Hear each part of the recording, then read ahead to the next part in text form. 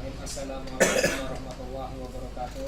Salam sejahtera dan salam Indonesia Raya untuk kita semua. Puji syukur kehadirat Allah Subhanahu wa taala, berkat rahmat dan hidayah kita masih berkumpul di sini di ruang Dinas Sosial Pemerintah Provinsi DKI Jakarta dalam rangka koordinasi konsultasi tentang tenaga kesejahteraan sosial kecamatan dan mungkin juga masalah-masalah sosial lain yang ada di di provinsi Kepulauan Belitung, di mana kami ingin menggali apa saja yang bisa kami sediakan untuk dinas kesejahteraan sosial di provinsi Kepulauan Belitung, karena kita ketahui provinsi Kepulauan Belitung ini provinsi yang masih baru Pak, yang ya ibaratnya kalau dibandingkan dengan DKI Jakarta yang sudah sangat maju DKI Jakarta dibanding kami. Makanya itu kami datang ke sini ini mungkin tema ini yaitu konsultasi tentang masalah, tapi mungkin ada juga yang hal-hal yang lain yang maksudnya ada acara web bagaimana pengelolaan di sini. Kita akan berkembang nanti pada diskusi kita nanti selanjutnya. Nah, tentu saja di sini kami dari rombongan Komisi 4 DPD Provinsi Belitung ingin diperkenalkan diri Pak. Kalau saya sendiri, nama saya Ferdiansah, ya, Sekretaris Komisi 4 dari fraksi Partai Gerindra. Di sebelah kiri saya ini Pak Ketua Pak, yang berhubung beliau lebih dulu, jadi beliau mewakili mendelegasikan kepada saya untuk memimpin rombongan, itu Pak Sukadri Husin SPDI dari fraksi P3. Sebenarnya itu yaitu Pak Mansa, wakil ketua Komisi 4 dari Partai Nasdem, dan ada dua wakil kami Pak. Jadi maksud dan tujuan kami seperti tadi yang saya utarakan, kami ingin belajar Pak masalah-masalah sosial yang ada di DKI Jakarta. Oh ya, sebelumnya kami minta maaf, ada beberapa teman kami tadi satu sakit Bu Pak, itu sakit karena memang udah tua, capek ya, darah saya udah cek, kami suruh pulang aja lah ya, waktunya. Yang ada juga teman-teman yang lain, kami bagi dua tim satu lagi berangkat ke Bali rumah sakit Sanglah.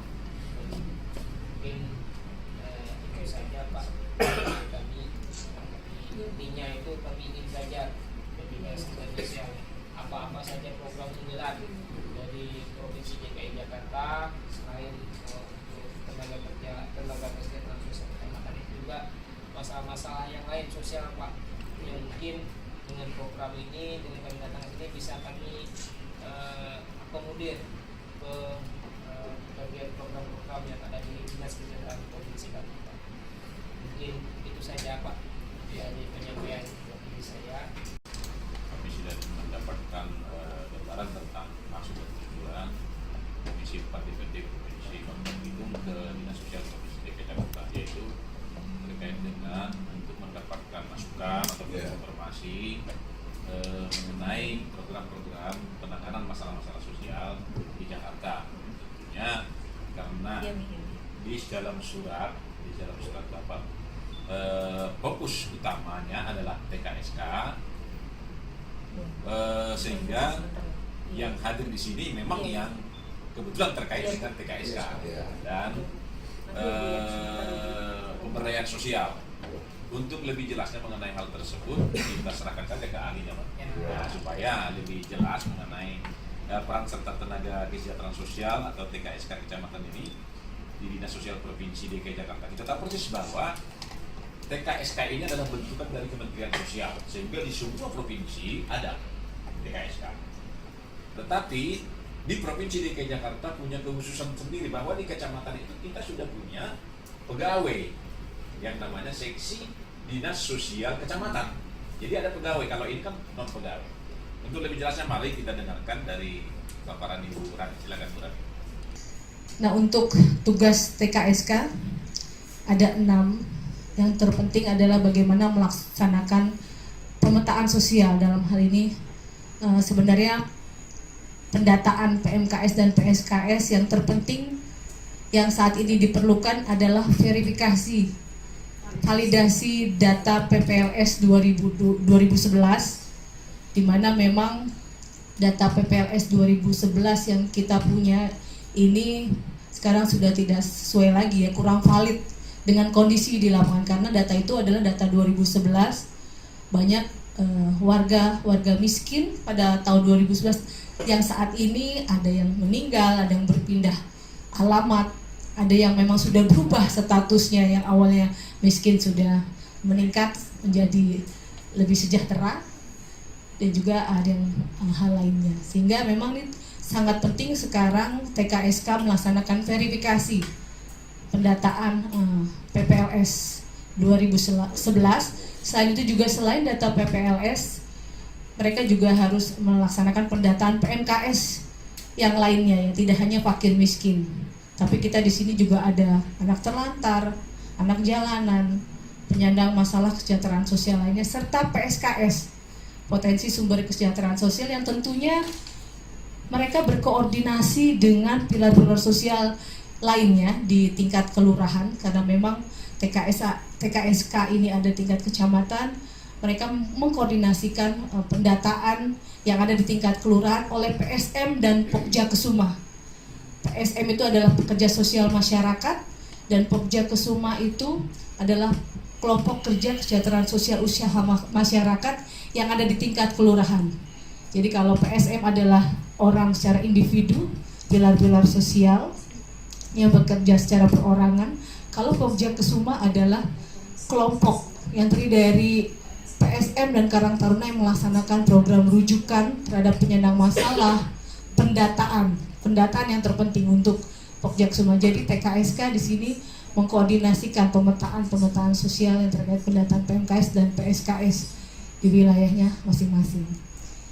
Sehingga namun demikian, Jakarta adalah ibu kota negara. Di samping sebagai ibu kota provinsi, juga sebagai ibu kota negara tidak boleh membiarkan masalah-masalah sosial yang ada, walaupun itu berasal dari luar Jakarta, tetap harus ditangani.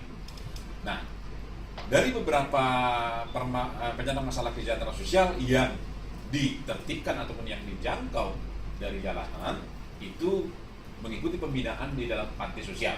Di DKI Jakarta terdapat, yang milik Dinas Sosial Provinsi DKI Jakarta, terdapat 22 panti sosial, yang dulunya 27 panti sosial, cuma karena ada perampingan akhirnya kita gabung 2 panti menjadi 1 panti.